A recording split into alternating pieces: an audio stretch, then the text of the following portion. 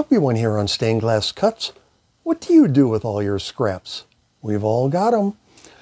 I've cut them into tiny geometric shapes, turned them into jewels, sold them, and even just thrown them out. But here's another idea, and it doesn't just apply to scraps. Twice cooked glass. What exactly do I mean by twice cooked glass? Well, anytime glass goes through a firing in a kiln, single layer or double layer, it goes through an expansion phase. It then melts, and then viscosity takes over and does what it does. After the first firing, I lay the pieces out in the design I want, put them back in the kiln for a second firing. This fuses them all together. This is a finished example from my last video.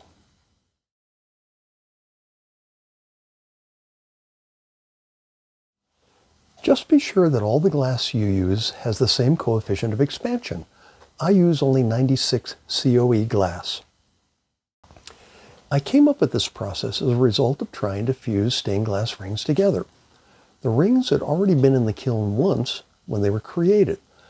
The second firing fused them together.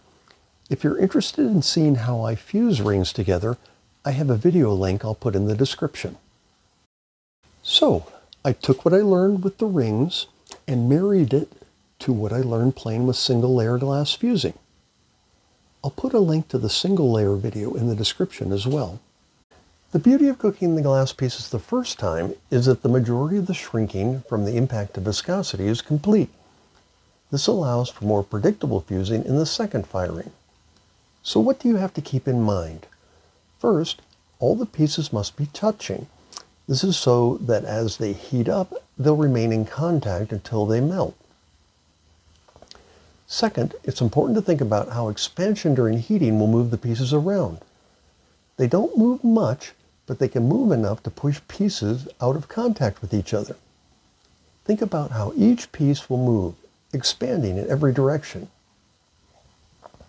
Long pieces of glass will expand further than short ones. Round pieces of glass will expand uniformly in all directions. Rings of glass will expand uniformly. Because of friction, larger pieces will tend to stay put as they expand and are more likely to push smaller pieces around. For example, pieces of glass, when laid out in a straight line as they expand, will tend to stay together. But pieces in a shape like this are not likely to fuse together because expansion will push some pieces out of contact before they melt. It's even more difficult when pieces are going in all different directions. But I have a trick. Stringer. Because the movement of the glass during the expansion phase is small, placing a small length of 1 millimeter stringer between the pieces of glass can mitigate any separation issues. So what I like to do, I take my 1/2 inch piece of stringer and I place it between my glass, and then I very gently move it into place until I hit the balance point. You know when you hit the balance point because it kind of wiggles. I can't see into the kiln to see what's happening, so I'll do a simple experiment with varying lengths of stringer. 1 1/2 inch down to 1/4 inch. I suspect the stringer ends melt first, beat up, and come into contact with both pieces of glass, filling any gap and helping the pieces to bind together. Here are the results of our test. Interesting. I totally expected the 1 1/2 inch and the 1 1/4 inch pieces to separate in the middle. They did not. Okay, so what did we learn?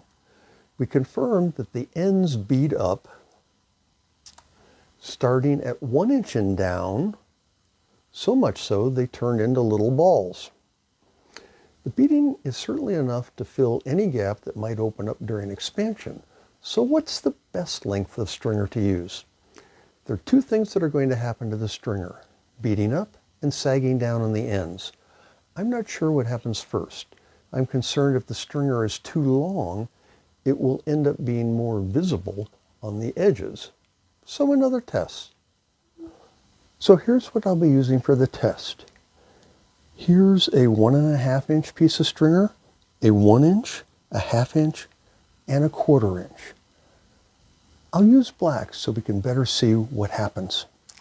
The 1.5 inch length of stringer ended up being too long and left little balls on either side of the contact points. The 1 inch worked well, but also left a little too much material for my liking on either side. The 1/2 inch worked great, and the 1/4 inch even worked better. However, the 1/4 inch was almost impossible to balance between the pieces of glass and kept falling off. The most practical length seems to be 1/2 inch. Here is an experiment placing the stringer on top of and below the pieces of glass. Both methods work well. Placing the stringer below is much easier to do. No balancing required. If you're going to use black stringer for effect, place it on top. Both methods help the glass diffuse. Placing the stringer below is much easier to do, no balancing required, but because this method causes a slight separation of the pieces of glass, you end up noticing the stringer more than when it's placed above. I prefer placing the stringer on top, especially if you're going to use black stringer for effect. So, a 1/2 inch of stringer placed on top to join pieces together is what I'll be going with. So let's talk about this design, which I've made from odds and sods of other projects. Did you catch the reference to the Who album? Anyway, I'm moving on. First, we have a very linear design. So I'm not worried that these pieces won't fuse together. Next, you'll note that the arch has substantially more surface area and mass than the other pieces. And it's less likely to be pushed anywhere. That said, it means that the small jewels are likely to be pushed downward. This is important to know and to determine where I place them. Had I placed them above,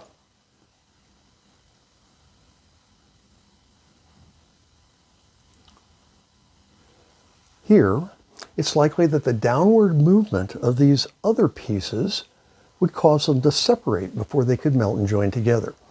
Placing them below, the downward pushing should keep them in contact until they melt. And last, it's not really needed to make the connection, but because the contact area of this jewel and the arc is not large, I'll add a 1/2 inch piece of stringer between the two pieces. This should provide a larger connection.